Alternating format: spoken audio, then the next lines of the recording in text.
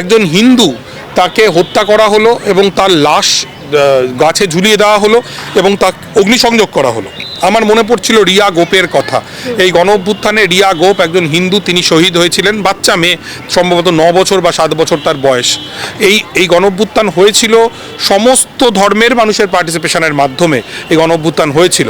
কিন্তু আমরা যা দেখছি সেটা হচ্ছে বাংলাদেশে একটা কুৎসিত ইসলামো ফ্যাসিস্ট শক্তির উত্থান ঘটেছে এবং আমি ব্যক্তিগতভাবে মনে করি যে এটা বাংলাদেশের নির্বাচন বানচাল করে দেওয়ার একটা সংগঠিত প্রচেষ্টা এবং এই প্রচেষ্টা রুখতে অন্তর্বর্তীকালীন সরকারের যা করা উচিত ছিল সরকার তা করেনি। নির্বাচন কি এরপরে সুষ্ঠুভাবে হওয়া সম্ভব বাংলাদেশ? আমি আশাবাদী যে নির্বাচন সুষ্ঠুভাবে হবে, কিন্তু আশেপাশের যা পরিস্থিতি যেরকমভাবে চলছে, আপনি জানেন যে 25শে ডিসেম্বর তারেক রহমানের দীর্ঘ 17 বছরের বিদেশবাস থেকে তার বাংলাদেশে আসার কথা, কিন্তু যা শুরু হয়েছে আমার যেটা মনে হচ্ছে এটা নির্বাচনকে বানচাল করবার জন্য, তারেক রহমানের নিরাপত্তা ঝুঁকিতে ফেলবার জন্য এবং বাংলাদেশকে সুদান বা সোমালিয়াতে পরিণত করবার জন্য, বাংলাদেশকে দীর্ঘস্থায়ী গৃহযুদ্ধে ঠেলে দেওয়ার জন্য একটা চেষ্টা চলছে। এবং আমি একই সঙ্গে নিশ্চিতভাবে করে বলতে চাই এর পেছনে বিদেশি শক্তির মদত অবশ্যই রয়েছে। তারা ভারতীয় আধিপত্যবাদের বিরুদ্ধে কথা বলতেন, খুব ভালো কথা, আমরাও সেই কথা অনেক ক্ষেত্রে সমর্থন করেছি, কারণ আমি একজন ভারতীয় নাগরিক, আমি চাই না যে আমার দেশের আধিপত্য অন্য কোথাও কায়েম হবে। কিন্তু একই রকমভাবে বাংলাদেশে পাকিস্তানপন্থীদের যে রাজত্ব এখন কায়েম হয়েছে, মার্কিন সাম্রাজ্যবাদের যারা পাপেট তাদের রাজত্ব কায়েম হয়েছে, চট্টগ্রাম বন্দর বিদেশি সংস্থার হাতে দিয়ে দেওয়ার যে ষড়যন্ত্র চলছে, এ সব কিছুই বলে যে বাংলাদেশ একটা মারাত্মক নৈরাজ্যের মধ্য দিয়ে রয়েছে।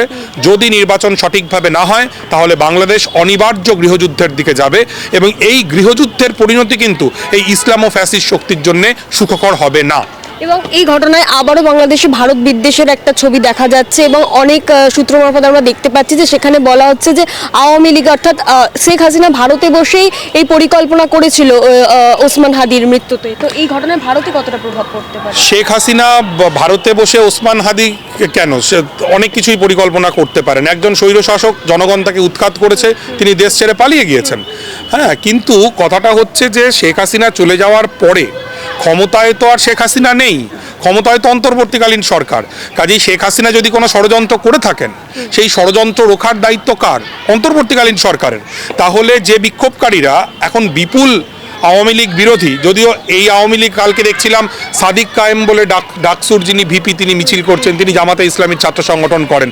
এই সাদিক কায়েম তিনি ছাত্রলীগের সদস্য ছিলেন, আওয়ামী ছাত্রলীগের সদস্য ছিলেন, ঠিক আছে। কাজেই এই যে শেখ হাসিনা যাই করে থাকুন, এই অবস্থাকে নিয়ন্ত্রণ করবার দায়িত্ব হচ্ছে অন্তর্বর্তীকালীন সরকারের, তারা সম্পূর্ণ ব্যর্থ।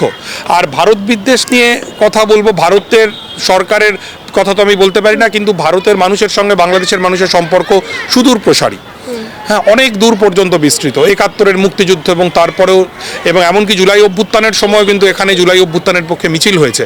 কিন্তু বর্তমান বাংলাদেশ যে পথে চলছে তাতে ভারতবর্ষের দাঁড়িয়ে যারা বাংলাদেশের অভ্যুত্থানকে সমর্থন করছিলেন তাদেরকে চূড়ান্ত লজ্জায় পড়তে হচ্ছে। কারণ আবারও বলছি, বাংলাদেশে একটা ইসলামো ফ্যাসিস্ট শক্তির উত্থান ঘটেছে। এই ইসলামো ফ্যাসিস্ট শক্তির অবসান যদি না ঘটে, বাংলাদেশ কিন্তু সুষ্ঠু রাজনীতি বাংলাদেশে সম্ভব নয়। ভারতের রাজনীতিতে কি এর কোনো প্রভাব পড়তে পারে, যেহেতু সেখানে ভারত বিদ্বেষের একটা ছবি আমরা দেখতে পাচ্ছি? অবশ্যই প্রভাব পড়বে, কারণ আপনি জানেন যে ভারতীয় জনতা পার্টি তাদের যে রাজনীতি, সেই রাজনীতিটা দাঁড়িয়েই রয়েছে আদার চিহ্নিতকরণের মাধ্যমে, এবং সেই আদার তারা চিহ্নিত করছেন, এবং সেটা হচ্ছে বাংলাদেশি, কখনো মুসলমান, ইত্যাদি ইত্যাদি। যদি বাংলাদেশে এইরকমভাবে হিন্দুদের ওপর নির্যাতন হয়, কালকে যেটা ময়মনসিংহে দেখলাম, যদি বাংলাদেশে এইরকমভাবে গণতান্ত্রিক ব্যবস্থার উপর আক্রমণ হয়, তাহলে খুব স্বাভাবিকভাবেই ভারতবর্ষের যে বিজেপির রাজনীতি শক্তিশালী হবে।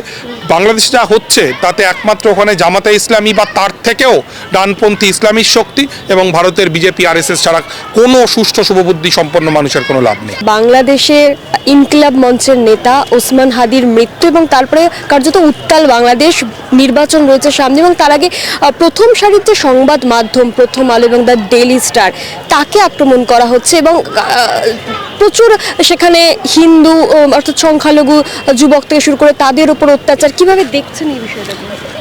জঘন্য পরিস্থিতি তৈরি হয়েছে বাংলাদেশে, এবং আমরা যারা ভারতবর্ষে দাঁড়িয়ে বাংলাদেশে জুলাই গণ অভ্যুত্থানকে সমর্থন করেছিলাম, যে শেখ হাসিনার স্বৈরাচারী শাসনের বিরুদ্ধে জুলাই গণ অভ্যুত্থান হয়েছিল, আজকে আমাদেরকে প্রশ্নের মুখে পড়তে হচ্ছে যে আমরা কি তাহলে একটা দানবকে সরিয়ে আরও বড় দানবকে সমর্থন করেছিলাম?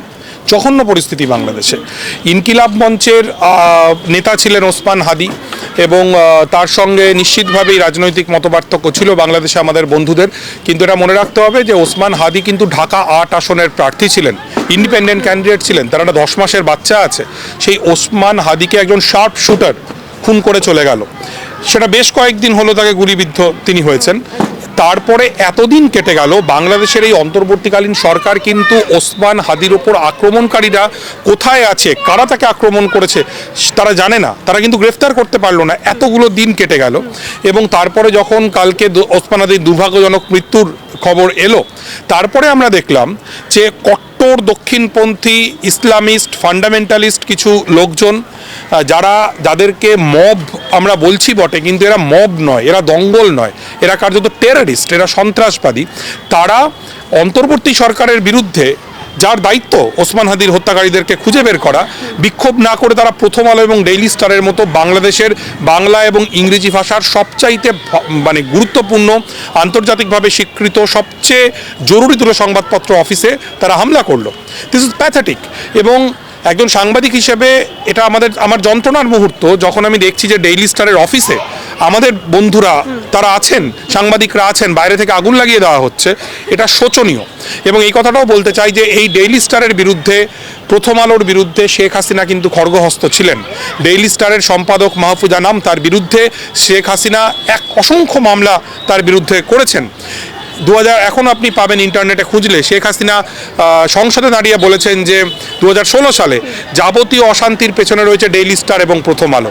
আজকে আমরা দেখছি যে এই ইসলামো ফ্যাসিস্ট শক্তি তারা ঠিক একই কথা বলছে, অর্থাৎ কি হাসিনা আর কি এরা সবাই আসলে সাংবাদিকদের কণ্ঠরোধ করতে চায়। সংবাদ মাধ্যমের যে স্বাধীনতা সেটাকে কোথাও গিয়ে খর্ব করার চেষ্টা চলছে।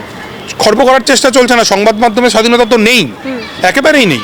হাসিনার আমলেও ছিল না, এই আমলেও নয়। কিন্তু এটাও বলতে হবে, যেটা সবচাইতে লজ্জার আমাদের জন্য যারা আমরা জুলাই অভ্যুত্থানকে সমর্থন করেছিলাম, যে এখানে প্রথম আলো এবং ডেইলি স্টারের বিল্ডিংয়ে মব চড়াও হয়ে আগুন লাগিয়ে দিয়েছে। অনেকে পুরনো উদাহরণ টানবেন, দৈনিক সংগ্রাম বা ইত্যাদি উদাহরণ টানবেন, সেটাও যেমন ভুল ছিল, এটাও একই রকমভাবে ভুল।